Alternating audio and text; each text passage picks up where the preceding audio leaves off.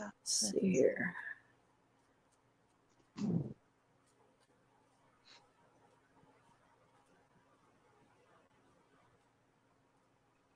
Let me shut the door.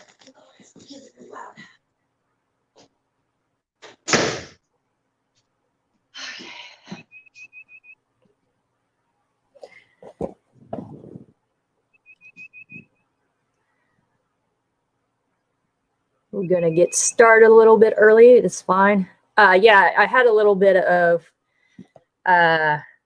so I unplugged my webcam. And so, and it wasn't, I didn't realize I plugged it back in yesterday or this morning. And I was like, why is it not working? So I had to figure out how to go in the settings and make sure that the correct web or camera setting was on it. So that's why I was like, give me a couple seconds or a couple minutes to get this going on here. Yeah, no worries. So good morning. We actually have some Opoku, the early riser. And then also, thank you, appreciate it. I'm going to flash so that way you can see some of the comments also. Okay, cool. So what I'll do also, I'll post in here because, I'll post the, I'm also on YouTube. If you, the cool thing about this one, it can simulcast through my Facebook and YouTube at the same time. Oh, so nice. I have to post the YouTube channel. That way, whoever wants to also go onto YouTube, they can do that also. So this morning I have Professor Melissa Lohsen. Is that correct? Yeah. Yeah. On there. And so I'm going to have you introduce yourself, name, age, belt level, who belted you, and also school and location. Sure, absolutely. I'm Professor Melissa Lohsen. I'm in Orange City, Florida. Originally, we were from California, Stockton, California. I was promoted last year by Cesar Gracie to black belt. Originally, we were under Eric Shingu, which is a black belt under Cesar Gracie. We were with him for years and years. He decided to retire, so now we're under Cesar. Yeah, so we have our own gym, me and my husband, David Lohsen, called Dark Wolf MMA here in Orange City. You know, it's not much of a gym right now because of the whole COVID stuff, but we're trying to make it work. I'm trying to think what else. Oh, and I run a women's only open mat here in Florida called Pretty Dangerous. Okay, yeah, I've definitely I've seen it on Facebook. So tell us a little bit more about that, the Pretty Dangerous open mat. Yeah, so when I first started, it was back in '96 when I started jiu-jitsu. There were 0 women. I could not find women to compete. I competed with the boys. There were definitely no women to train with. We were basically unicorns. So eventually I was able to kind of talk some girls into coming in and start training with me. And we called our competition, our female competition team, Pretty Dangerous. My husband came up with the name. He liked the kind of the double entendre of the pretty and the dangerous type thing. Fast forward, we moved out here and, you know, we were just getting started. So I didn't have a whole lot of training partners in the mix. And we saw the Girls and Gis format. I went to my first Girls and Gis here in Florida. It was amazing. And we got back and they were Jiu-Jitsu Gypsies and Amazonian were doing open mats, women's open mats in South Florida, but nobody was really doing anything in North Central Florida.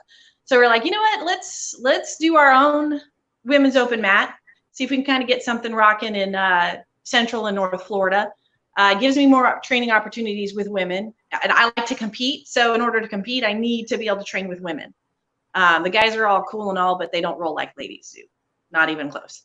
So we kicked it off. It was very, very frustrating in the beginning. Had to deal with a lot of gym politics and people not wanting to send their ladies. They thought I was going to try to recruit them. I'm like, I don't want to keep them. I just want to borrow them for a day and play with them. That's it. I just want to borrow them for a day, roll with them, send them home with some cool new skills, send them home better than you brought them to me. So there was like the first 3, I didn't have anybody show up. Nobody showed up. I just like sat there and stewed. Then we slowly started kind of getting maybe 5 at the next one. Then there was 10. And now we're averaging about 30 to 40 girls. Except for our statewide, which we go in cahoots with Jiu-Jitsu Gypsies. Olivia Alieta runs Jiu-Jitsu Gypsies, and once a year we try to get a huge one together. Last year I think we had over 100 ladies on the floor. Nice.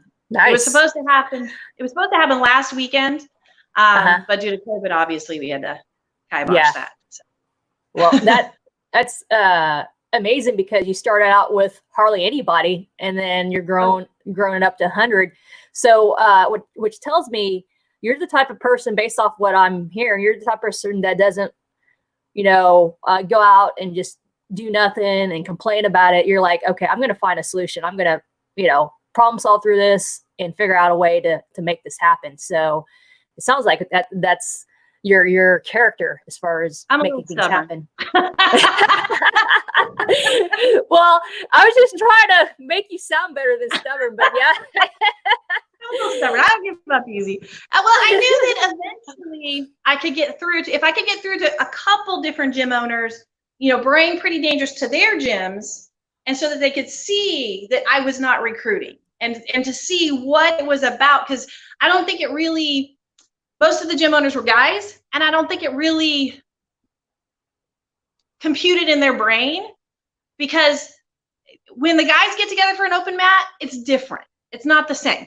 There's a lot more competition involved, and a lot more, when the ladies get together, we're like, oh my God, that's the cutest gi. Where'd you get that? Oh, how's the kids? It's more instantly, there's more camaraderie and more sisterhood and that kind of thing. I mean, definitely, we roll hard. Don't get me wrong. We roll hard, but it doesn't have that competition vibe to it. We don't feel like we're in competition with each other. And we're so excited because most of us don't, there's a bunch of girls that come that don't have any girls to train with. So they're super excited to get the opportunity to train with other girls. And originally that was the whole reason for it. It was kind of selfish on my part. I wanted more training partners. End of statement. I needed more roles. I wanted to compete again, needed more roles with women.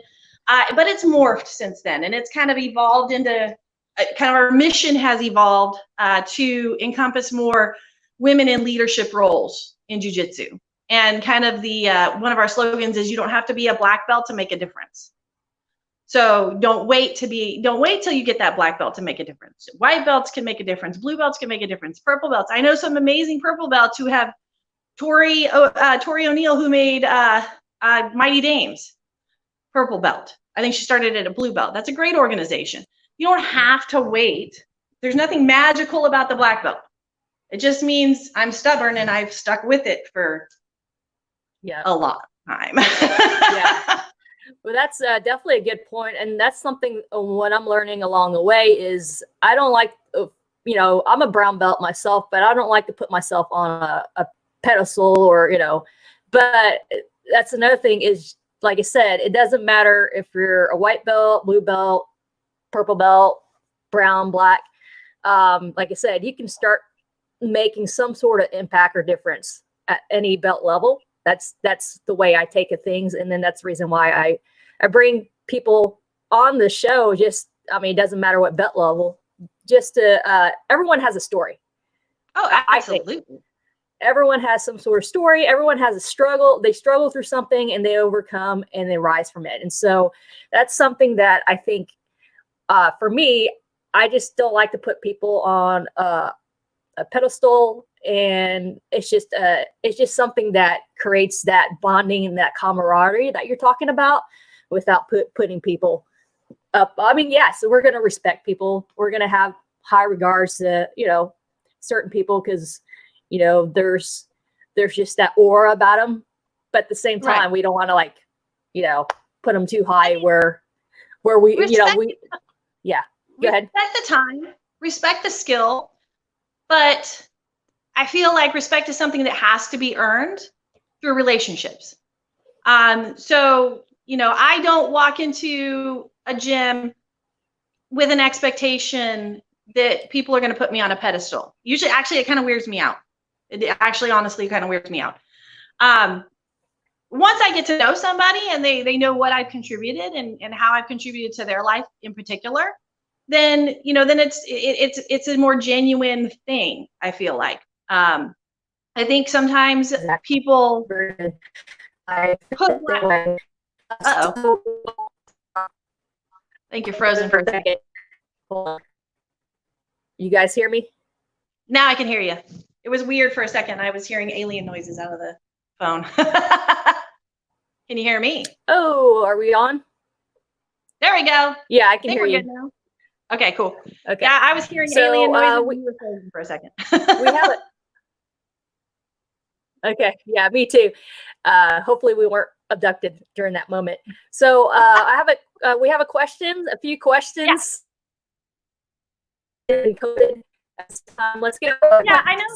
Is amazing. Does he coach the Diaz brothers? Technically, yes. The Diaz brothers are still under Cesar Gracie, but they have their own gym in Stockton. So I know. I don't know how much contact they actually have with Cesar on a daily basis, but I do know that they still do train with Cesar on occasion. Okay, gotcha. And let's see. Good morning. Jody says hi. Hi, Jody. Hi. Hey, chicas.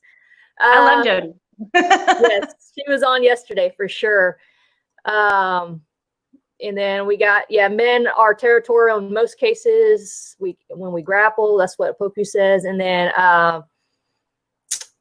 Opoku says a pedestal unless you're Vanessa Waltz, Habui, Kareem. He's like naming all the people that's been on the show. Thank you. So I have a question. Yeah. So what would you, so we're stuck on jiu-jitsu a little bit. What's like the biggest thing that's helped you take your BJJ game to the next level? My hubby. I have an amazing black belt live-in instructor. So he sets some pretty high expectations for me. Even if I don't feel like training, he's like, get your ass on the mat. Let's go. So he helps me not be lazy because I can be a little on the lazy side. I won't lie.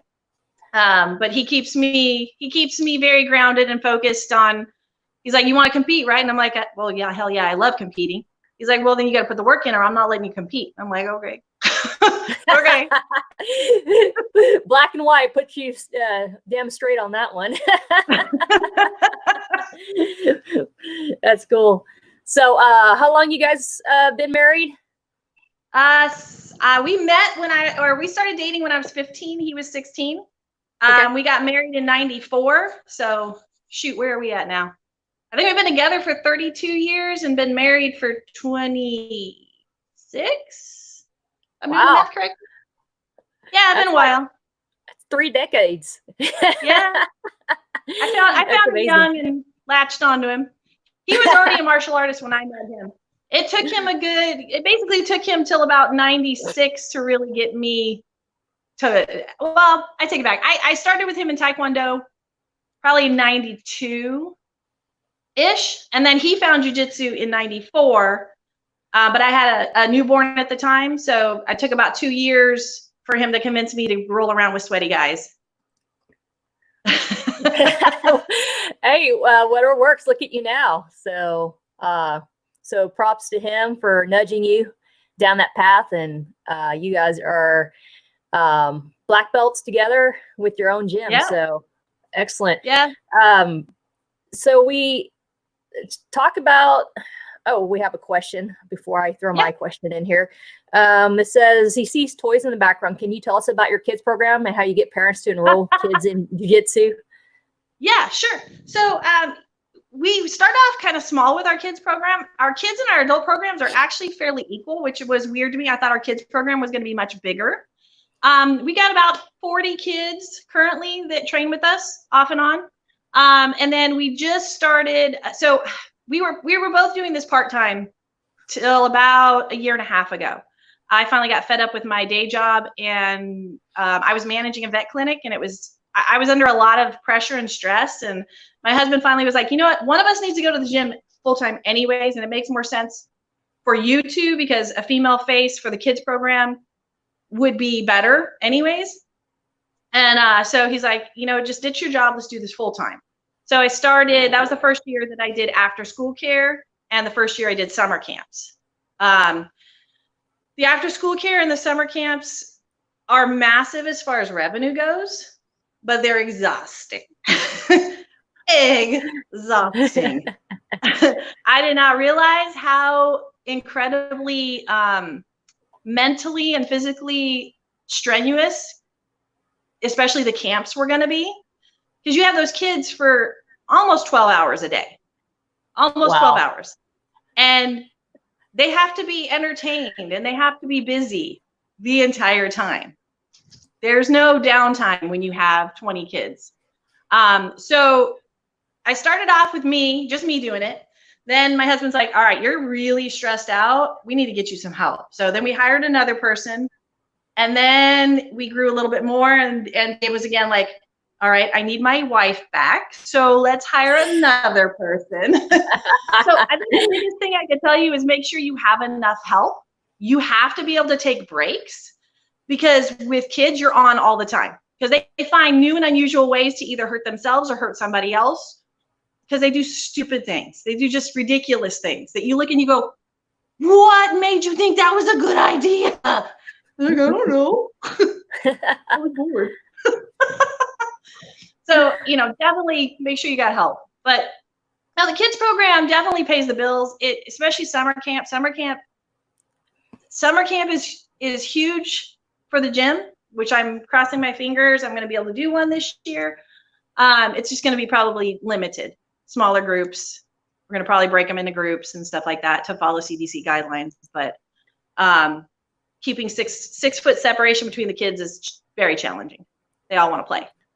They don't understand. Yeah, that's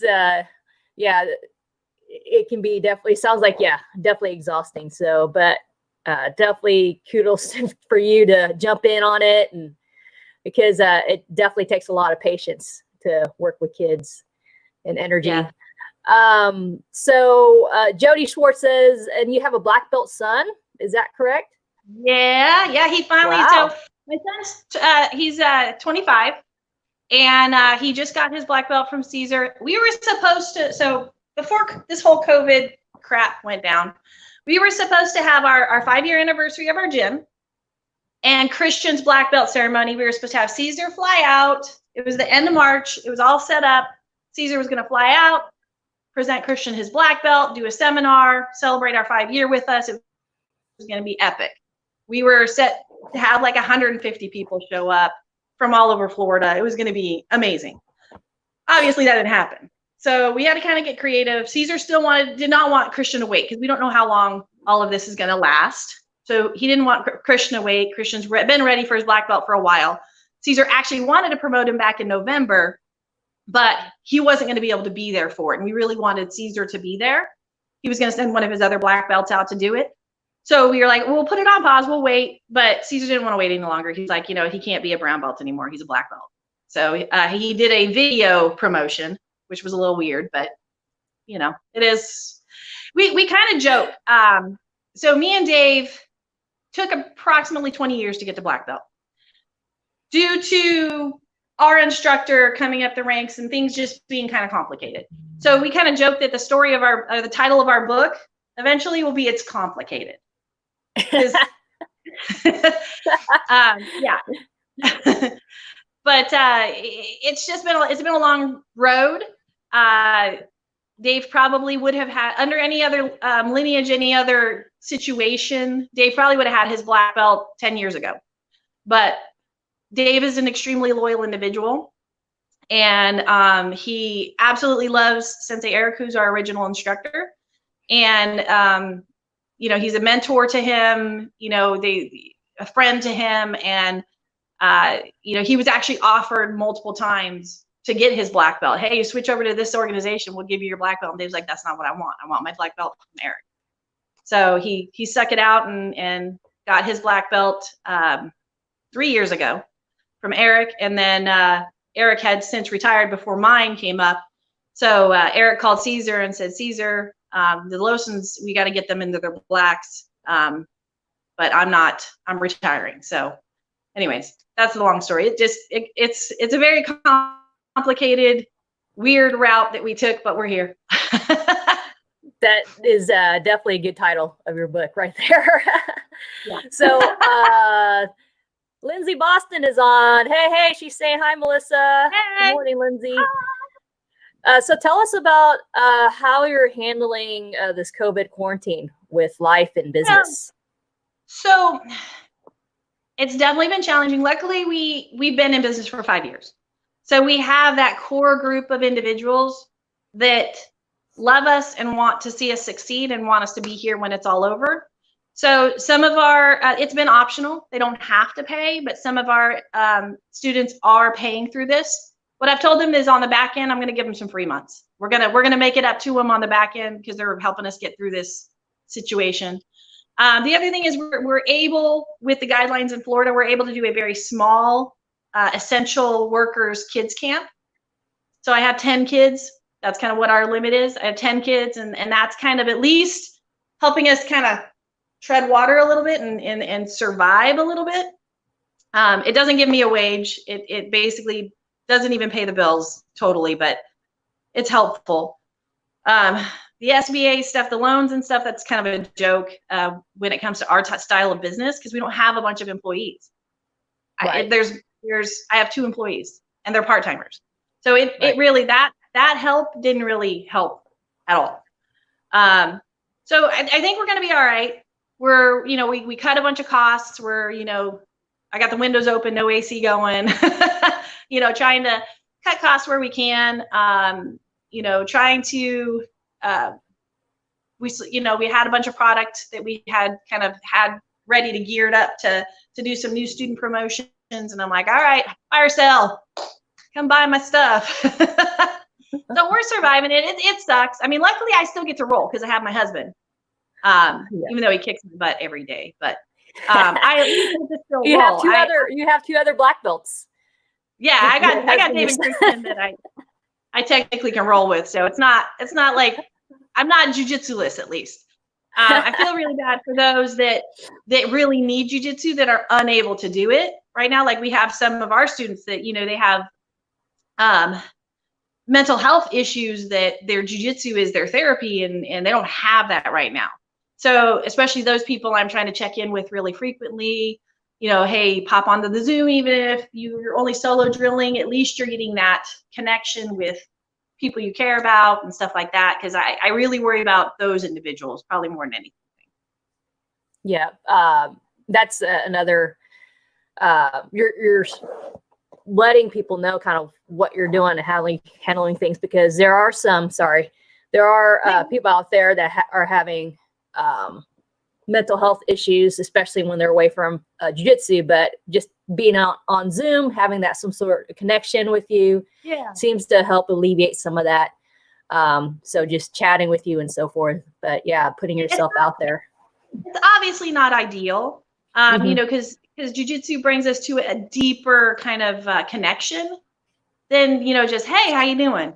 Via Zoom, but at least it's a way to connect, if that makes sense, and to kind of check in with people that, we get super tight with our students, and it's not, we tell people it's not a business. It's not like a I sell you a t-shirt type business. It's a business of relationships.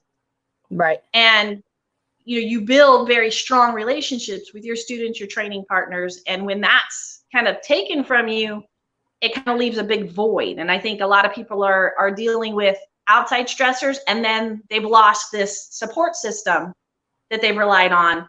And I think that's probably the biggest concern I have with this whole thing. I mean, I care about my business, and, we want to survive this. And I think we have a plan in place where we can.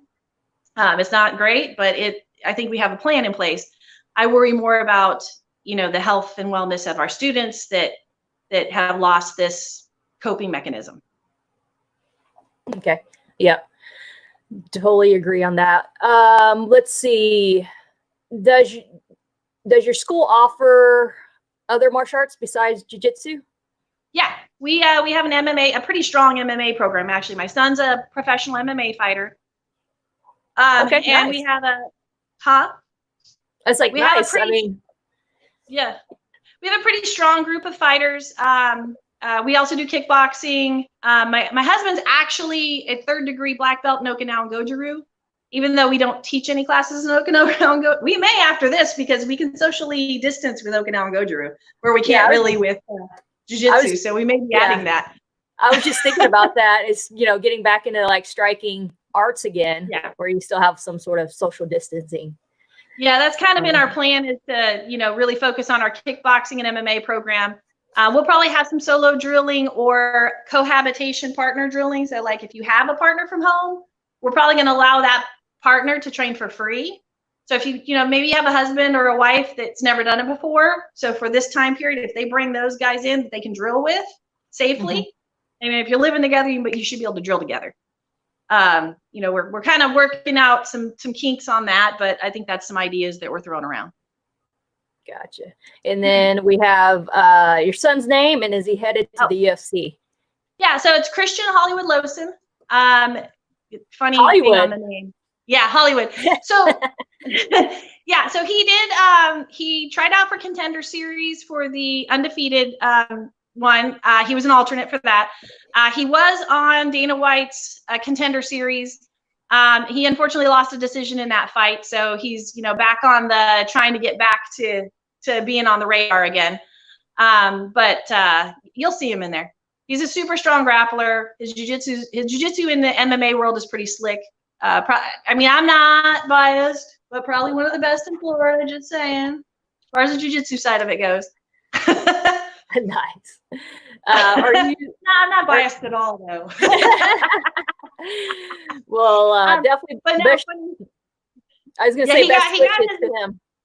Yeah, he got his nickname because we were originally from California, and we moved him up here his sophomore year, and he was heavy into wrestling at that point. He got here, and all the kids got nicknames. And as soon as they found out he was from California, even though we're in Northern California, not Southern California, the coach, as soon as he walked in, he goes, "Oh, you're from California, right?" He goes, "Hollywood." From then on, he's been Hollywood.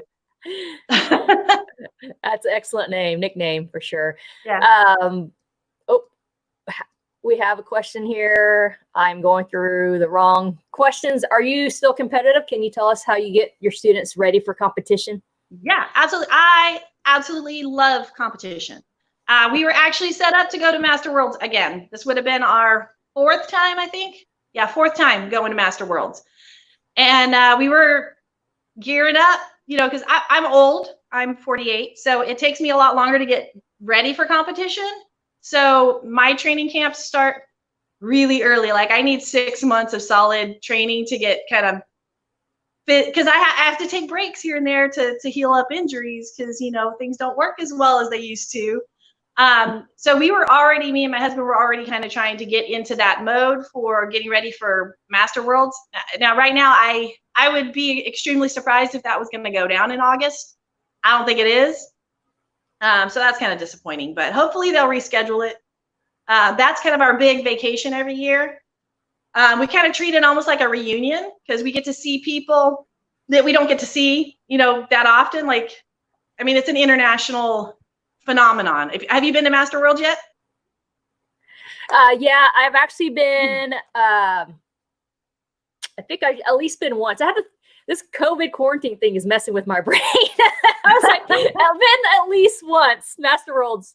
But I've been to Nogi Worlds twice. So yeah, it's funny because when I went to Nogi Worlds, they only went up to Master 1. It wasn't when after the Karen Peters shift women yet, as far as pans and stuff like that, but that hasn't shifted yet. Now there's a lot more masters, which is awesome. I actually need to try to see if I can get Karen on, but because of that, we're competing with people like a decade, 10 years younger than us, or at least. Oh yeah. So yeah, but yeah, it's definitely, if you're able to go to Masters Worlds, definitely go. So it's a great experience. It's a different experience. So how was that experience? I'm sorry, I didn't mean to jump in on that. It's a different experience of any other tournament that we go to every year. Just the whole vibe of the place. Well, one, it's an epic just experience with the free seminars, and the who's who of jiu-jitsu is there. You run into everybody. So the vibe is how to describe it. It's chill, and like it really does feel like a reunion, because every 2 seconds you're running into somebody that you haven't seen like in a year. So lots of hugging going on. Another reason why it probably won't happen this year. Air hugs. There's no social distancing in that tournament. Everyone's hugging everybody. Maybe air high fives, elbows. I don't know. I don't know. But no, it's just this, and then the competition level is so technical. I think the masters tend to, there's still a lot of athleticism in the masters. Like Master 1, pretty much should be an adult division, but as you get into the older levels, you see a lot of really technical, especially brown belt, black belt fighters. You see a lot of very technical matches because, we don't have the athleticism that those young kids have. We have to really focus on our technique. And a lot of us have been doing it for a really long time too. So I think watching the matches is always really fun. For me, I love technical jiu-jitsu. I love watching technical jiu-jitsu. So who are some of your most favorite technical jiu-jitsu, other than your husband, to watch out Masters Worlds? I love, I haven't seen her at Masters Worlds, but I'm a huge fangirl of Hanette Stack. I love that girl. Watching she lives up to her name. She lives up to her name, her last name. She's a bigger girl, not as big as me, but she's a bigger girl. I love seeing high level competitor heavyweight women, just because it relates to me. The little tiny ones, they're fun to watch, but I look at it and go, yeah, that's never gonna happen. But no, I love Sophia McDermott. She's super technical. I actually have had the opportunity to go to her camp a couple times here in Florida, and she's an amazing instructor. Very technical, very precise. Kyotera, love Kyotera. Had the opportunity to do a couple seminars with him, watch him compete. He used to be part of the Season Gracie Association. Okay.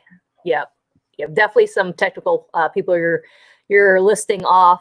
Sorry, I'm going to go back to some of the comments, but I thought this was kind of funny. But Jody Shorts, she had to throw her name in the hat on that one. Absolutely. Love it. We love the one of my favorite training partners right there is Jody. We get she comes to a lot of the Pretty Dangerous, so we get to an opportunity to roll on the regular. Awesome. Let's see. Beth Bomar, good morning. Says 48 isn't old at all. Yes, I would agree. It's old when you've been doing this sport for 20 years. You feel it. More than any other people that's doing it out there, for sure.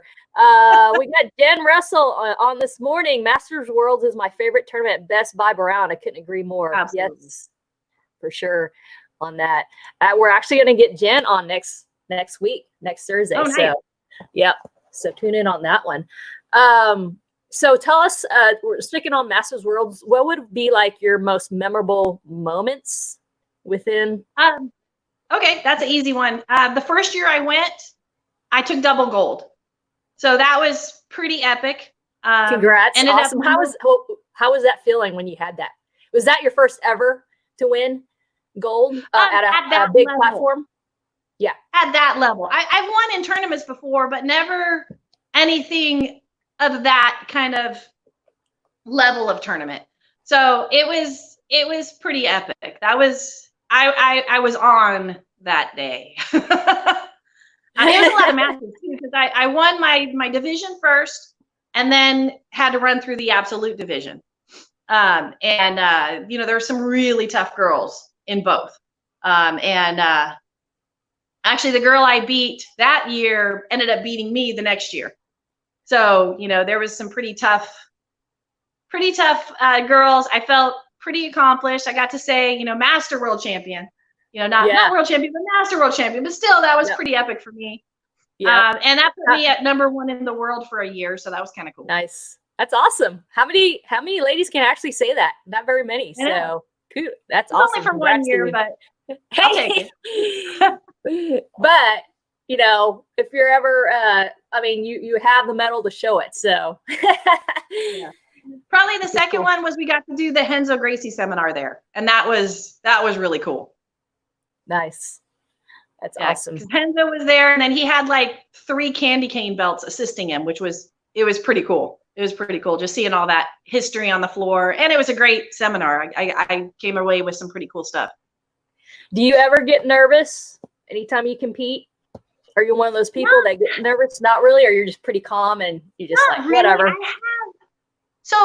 I have so much fun that I'm usually so in the, like, I kind of annoy my opponents because I'm a talker. And I don't. That's a distraction. I do so much better if I'm relaxed. So usually I'm listening to music, and usually I try to find my opponents. I'm like, hey, how you doing? This is gonna be awesome. And they're usually like I had one girl go, I cannot talk to you right now. We can talk after. And I'm like, okay, fine. But yeah, no, I have so much fun, and I really don't put pressure on myself with tournaments. It's, you know, I'm doing it because I love it, and I'm doing it for fun. I'm not really doing it. I'm not doing it to get the accolades to make a career, you know, if that makes sense. I'm doing it because I really enjoy competing. I love the rush that you get, that little adrenaline rush that you get right before you step on the mats. Mm-hmm. And I love meeting everybody. And there's an interesting bond, I think, that happens when you compete with somebody.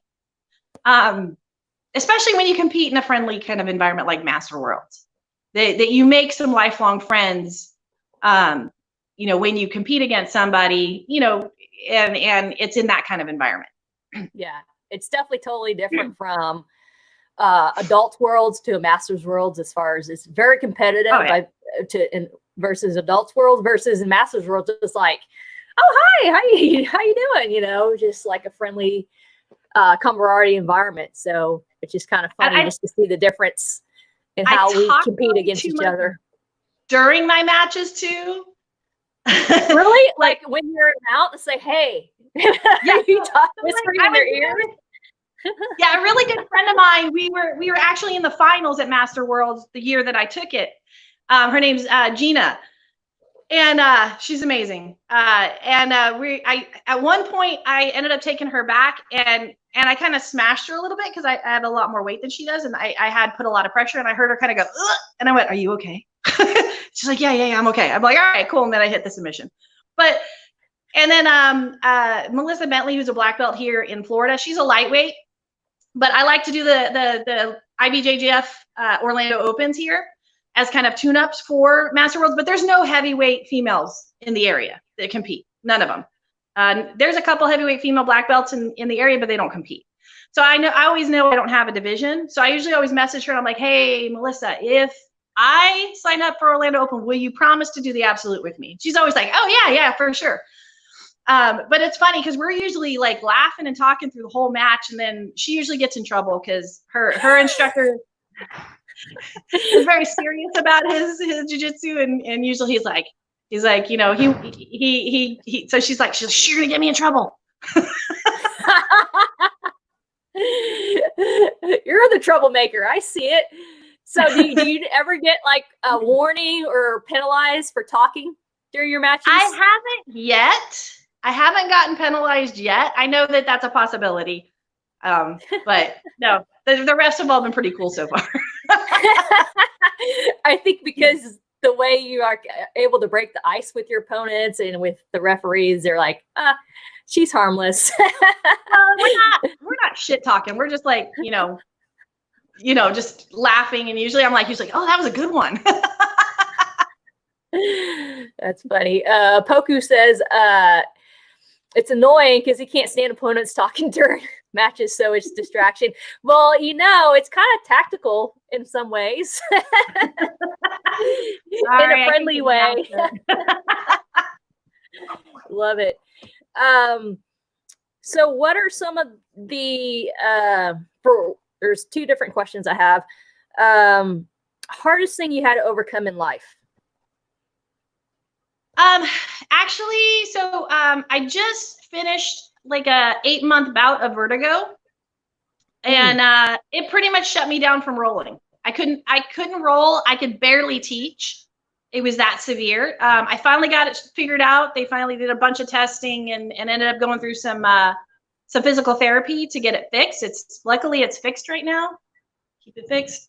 But that was terrible. That's the first time that I truly could not roll, like physically could not roll for about 8 months. Wow. Because I would get dizzy and start puking. Wow. Can you let us know what you did to help be able to fix that? Doing like an MRI and a CT scan. I was a little concerned because there was a bunch of articles out there about choke strokes, so Jiu-Jitsu strokes. So I was concerned that maybe I had a stroke, a minor stroke, because I also have some paralysis on the left side of my face that comes and goes.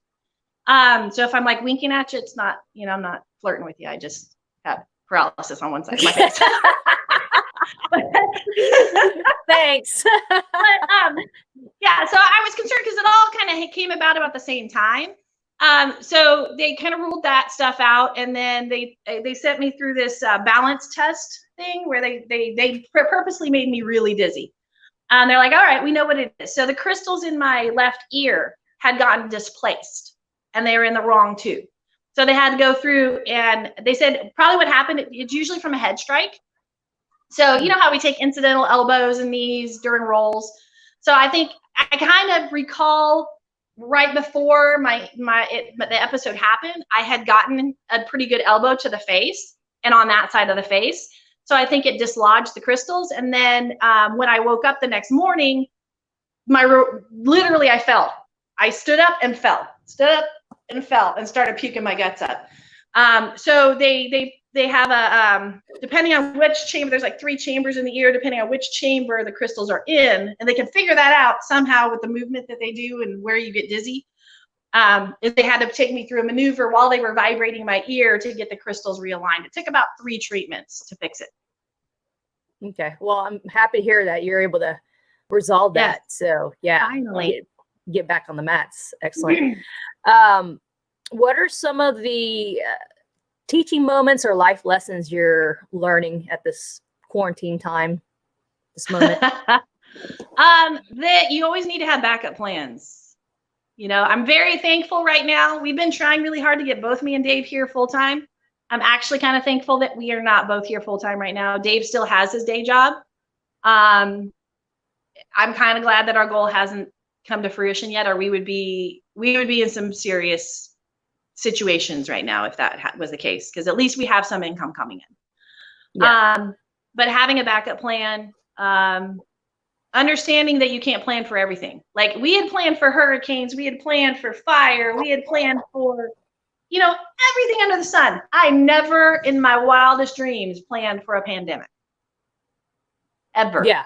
It was not even in the playbook for us okay, hurricane comes in, this is our game plan. Okay, we get shut down due to a fire comes through, this is our game plan. Nope, did not have a game plan for a pandemic. Not even close. And just understanding that we have to adapt. So, via like your Zoom classes and the kids program and, the fact that we're going to have to modify our schedule coming up here when we actually do get to finally open, when Florida finally says gyms are available to open, we're going to have to adapt, and it's not going to be what we have always been able to do. And the fact that, I'm very thankful that we have a very loyal core group of students. That's really what's kept us afloat, was the students that believe in us, that believe in what we do and find value with us. Those guys have what's really kept us going. That's definitely a good point as far as having a plan B, good core group to support you, and then just being able to adapt and pivot when necessary. Because like I said, we can never, life can be unpredictable. And so just learning how to evolve and adapt. And that's something I've learned along the way. throughout the years of learning. Well, and I think that's something that Jiu-Jitsu is pretty good about teaching us too. Because in Jiu-Jitsu, in the Jiu-Jitsu match, you have to be adaptable. You can't, you may set yourself on a specific path and your opponent has a say in if that path's going to work or not. So you have to adapt with Jiu-Jitsu. I think it sucks because of the type of service that we provide. We've been affected more, I think, than most industries. But we've also been, any of us that have been training, we've had to learn to adapt. We've had to learn that, sometimes you got to sit in that shitty position for a minute, collect yourself, and then find a way out, and there's no quitting at that point. So I think that's really helped. I think that's why we haven't seen more gym closures than we already have. Right. Yep, I will definitely agree. And that's a great analogy for sure. So let's see. Hold on. Let's see. Pokey says we're doing a BJJ fit program at school, so there's not contact. Yep. Yeah. I mean, we're learning how to adapt. Yeah. That's a good on there. So let's go ahead and kind of start closing out. What would you say is, and you might have already said it, and I want to, if you've said it, maybe review it. That way people can hear it again. Like a positive message or a positive mantra or quote that you like to leave for the world today or for others to hear. Absolutely. I mean, obviously you don't have to be a black belt to make a difference. If you have a great idea, if you have a passion for something, if you just have thought, you know what, I think I can do this better, do it. We need more innovators, especially female innovators. We need women to step up and be leaders in this sport. We're still the minority in the sport, but the more these up and coming girls can see the rest of us stepping up into these leadership roles and see women instructors, women gym owners, women that are running businesses, women that are running these amazing lifestyle groups like the Mighty Dames and Pretty Dangerous and Girls and Geese, the better it's going to be for all of us, because it's going to be very encouraging to these up and coming females. That's the other thing, is make sure you are encouraging these new girls. Think about how intimidating it was the first time you stepped on the mat as a female. I know for me, it was incredibly intimidating, because back when I stepped on the mat, it was a bunch of serious, macho, sweaty dudes on the floor. Everybody wanted to be an MMA fighter back then. It was survival of the fittest. And here I am, a 23-year-old girl stepping on the floor with these guys. And, you need to kind of remember what it was like, and how just having that other female to come up and go, come on, let's get on the mat. I'll show you a couple things, and just kind of really kind of develop these girls for our future. Yeah, that's excellent, valid points right there. And we love, Jen Russell says, awesome chat, Melissa. We love your positivity. Those are excellent points. We love it. Encouraging points. So Poku says women are really holding it down in jiu-jitsu. Nikki, Vanessa, myself, Letitia, Beatrice, to name a few. Yeah, it's just, like I said, like you're saying, the more we're able to just go out there and start providing in any way, and servicing and encouraging is the biggest thing, and without judging, without being critical, is the biggest proponent, and letting more females want to go out and do more stuff, encouraging them. Well, I think jiu-jitsu can be so life-changing if people can get past the initial fear and hesitation, and I've seen so many people literally change their lives with jiu-jitsu, either being conquering PTSD, weight loss and health and fitness, just general confidence. I'm sorry, when you learn how to choke somebody out, that's a confidence booster. Yep, because when you're talking to other people on the streets, they're like they're talking back at you. It's like, I can choke you out right now. That's what you're thinking in your mind. So yeah, yeah, we have secret weapons. Wonder Woman have secret weapons for sure. Yes, absolutely. So what we'll do is, I don't know if you've seen my show. We're gonna kind of dance out a little bit. You just do your own moves, and if you can hear the music, just thumbs up, because if you start talking, it'll blare in and out. So let me know. Let me know. Can you hear this? The Funk Soul Brother, check it out now. The Funk Soul Brother, right about now. The Funk Soul Brother, check it out now. The Funk Soul Brother, right about now. The Funk Soul Brother, check it out now. The Funk Soul Brother, right about now. The Funk Soul Brother, right about now. Now. Sorry, you lost me on that one. Sorry. That's just too much. That was fun. I was trying to back roll, but I got stuck with my earplugs, so that didn't work. That's all right. All right, we love you. Thank you so much for the awesome chat this morning. Appreciate it. Oh, where can people find you? And I'll also message me so I can plug your site links and anything where they can find you. Absolutely. So Dark Wolf MMA on Facebook, Pretty Dangerous Women's Jiu-Jitsu on Facebook. And then on Instagram, we have Pretty Dangerous Jiu-Jitsu and Dark Wolf MMA. Excellent. And obviously Melissa Lohsen, I'm on Facebook too. Yep. Awesome. Well, you're a fun and cool cat to chat with. Oh, hold on. Submission Coalition podcast too. Sorry, we have a podcast. I almost forgot about that. Yes. I totally spaced. Submission Coalition. But yeah, message me all that and I'll plug it in on this post on here. All right. Will do. Thank you, dear. All right. Thank you. Appreciate it. Thank you, everyone. You guys have a good morning and good day.